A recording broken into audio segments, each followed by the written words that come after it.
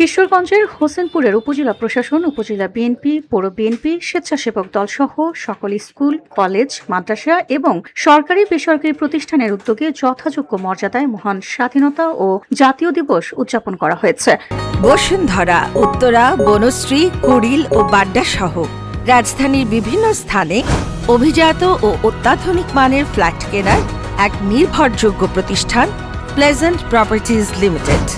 বৃহস্পতিবার ২৬শে মার্চ স্বাধীনতা দিবস উপলক্ষে সূর্যোদয়ের সাথে সাথে ৩১ বার তোপধ্বনির মাধ্যমে দিবসের শুভ সূচনা করা হয়। উপজেলা নির্বাহী কর্মকর্তা কাজী নাহিদ ইভা ও পৌরসভার সহকারী কমিশনার মহসিন মাসনাদ, বীর মুক্তিযোদ্ধা রফিকুল ইসলাম, থানা ইনচার্জ রাশেদুল ইসলাম উপজেলা কুড়িঘাট স্মৃতিসৌধে পুষ্পস্তবক অর্পণ করেন।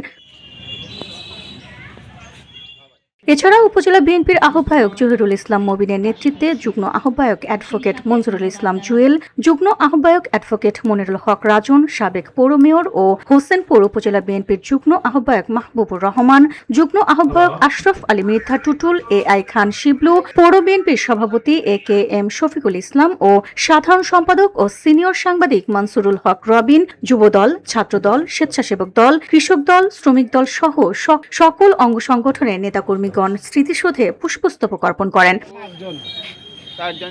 পরে উপজেলা পরিষদ মাঠে কাজী নাহিদ ইভা ও মহসিন মাসনাদ জাতির শ্রেষ্ঠ সন্তান বীর মুক্তিযোদ্ধাদের সংবর্ধনা প্রদান করেন। হোসেনপুর থানা পুলিশ, আনসার ও VDP, fire service, civil defence, BNCC সহ সকল শিক্ষা প্রতিষ্ঠানের অংশগ্রহণে কুচকাওয়াজ শেষে উপজেলা প্রশাসনের উদ্যোগে শিশুদের মধ্যে মুক্তিযোদ্ধা বিষয়ক চিত্রাঙ্কন প্রতিযোগিতা অনুষ্ঠিত হয়। এছাড়া পৌর এলাকার প্রধান প্রধান সড়কের বিভিন্ন স্থাপনায় জাতীয় পতাকা সহ রঙিন নিশানে সজ্জিত এবং সরকারি, আধা সরকারি, স্বায়ত্তশাসিত ও বেসরকারি ভবন সমূহে আলোকসজ্জা করা হয়।